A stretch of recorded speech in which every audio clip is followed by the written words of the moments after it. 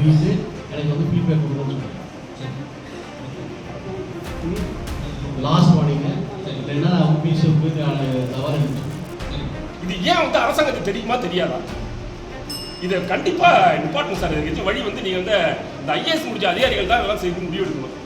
அப்படி நடந்தா கூட வந்து நான் செத்து போனா கூட வந்து அரசாங்கம் தான் 10 கோடி ரூபாய் இழப்பீடு கொடுக்கணும்.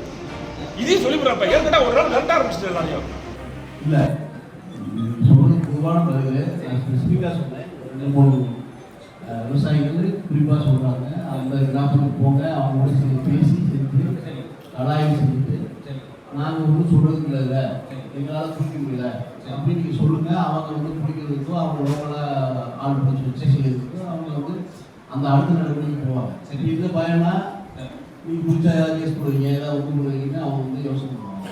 அது நீங்கள் போய் களத்தில் அவங்க கூட சேர்ந்து சேர்க்கும்போது சரி உங்களுக்கு அந்த கிளாரிட்டி வரும். அடுத்த வேலைக்கு செய்யறதுக்கு முடிவு செய்வாங்க. சரி, இதை தான் நான் போனதை சொன்னேன். நான் சின்ன பிள்ளைங்க சொன்ன மாதிரி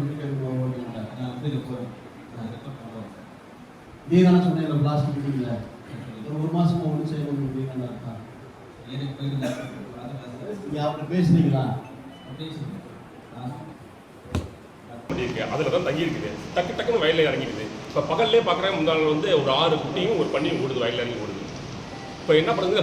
பண்ணி வந்து மனிதனே எதுக்கு சந்தத்தில் எதுக்கு வந்துடுது? பயமாக இருக்குது. நைட்டில் போய் வயலில் படுக்கிறதுக்கு பயமாக இருக்குது. எங்களை நம்ம அடிச்சு கொண்டுட்டு போகணும் பயமாக இருக்குது. என்ன பண்ணுறதுன்னு தெரியல. சொல்லிகிட்டே இருக்கிறேன். இன்னும் வந்து எனக்கு வந்து நடவடிக்கையும் எடுக்கல, நஷ்டம் போதுமான அளவு கொடுக்கல. இப்போ இது வரைக்கும் எனக்கு எடுத்து ஒரு 5 லட்சம் ரூபாய் நஷ்டம் ஆகிடுச்சு. லோன்லாம் கட்ட முடியாமல் விட்டுட்டேன். இந்த வட்டியெல்லாம் நிறைய விட்டுட்டேன். இதுக்கு நீங்கள் என்ன தீர்வு சொல்ல முடியும்? எனக்கு நீங்கள் இவர் சொன்னார், இன்னொருத்தர் சொன்னார், 2 பேர் சொன்னாங்க. நான் 2 பேர்த்தையுமே நீங்கள் பேசுங்க, அவங்க கிராமத்துக்கு போயிட்டு எனக்கு வந்து ஃபீட்பேக் கொடுக்கணும்னு சொன்னேன். சரி, லாஸ்ட் வார்னிங்க இல்லைன்னா ஆஃபீஸுக்கு தவறு இருந்துச்சு. சார் கம்ப்ளைண்ட்டுங்கிறது சார் எல்லா இடத்துலையும் நடந்துகிட்டு இருக்கு. வெளிப்படையாக நடந்துகிட்டே இருக்குது. நான் காசு கொடுக்கல சார். நான் கொடுக்க மல்லு கட்டிட்டு தான் சார் வந்துட்டு இருக்கேன். ஆனால் இதை பார்த்தா கொலகார மாதிரி பார்க்குறாங்க. டிபிஸில் போனால் எல்லாருமே காசு கொடுக்கலன்னு சொன்னால் கொலகார மாதிரி பார்க்குறாங்க. இப்போ நான் டிபிஸ் பக்கம் போகிறதே இல்லை, விட்டுட்டேன்.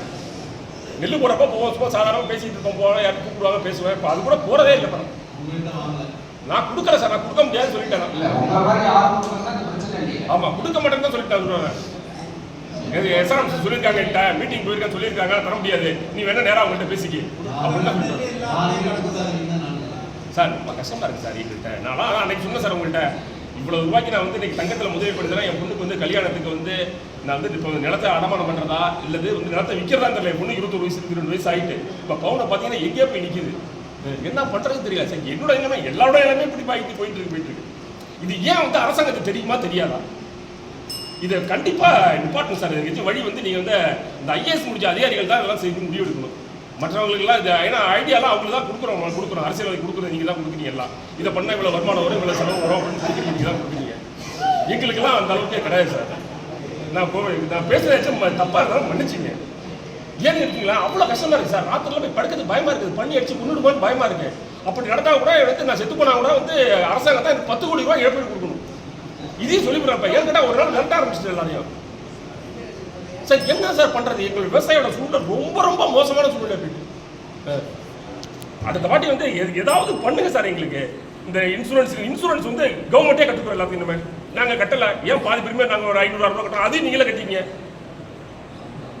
விவசாயத்துக்கு வந்து ரொம்ப கஷ்டப்பட்டு தான் சார் இருக்கிறோம். அது எல்லாருக்குமே தெரியும்.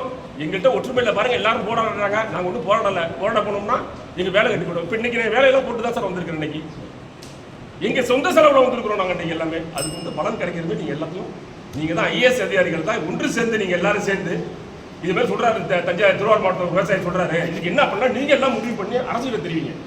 நன்றி சார்.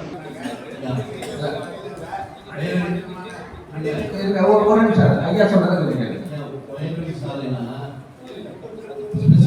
எங்கள் ஊரில் இந்த பொதுவாக சொல்லும்போது உங்களுக்கு வந்து மாவட்டம் கொடுத்த நான் பேசிட்டேன் சொல்லிடுறேன் ரைட்டுங்களா. பொதுவாக அப்படி சொல்லும்போது அது வந்து இந்த துறை வந்து அதை போய் கூலிகளை பார்க்கணும் செய்யணும், இவ்வளோ எஸ்டிமேட்லாம் வந்து அதனால பொதுவாக சொல்லும்போது வந்து அரசு வந்து அது பாலிசி பேசினா ஒரு எடுத்து இதெல்லாம் செய்யணும் ஒரு நிலை வரும்போது பொதுவாக நடக்கும்.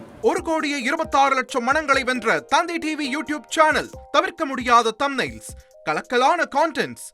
நீங்களும் இந்த குடும்பத்தில் இணைய இப்பவே சப்ஸ்கிரைப் பண்ணுங்க. அசுரபலம் கொண்ட எங்கள் டிஜிட்டல் கரங்களில் உங்கள் விளம்பரங்களை சேர்க்க வாட்ஸ்அப் பண்ணுங்க. 893988883778. Email advtv@dttv.in.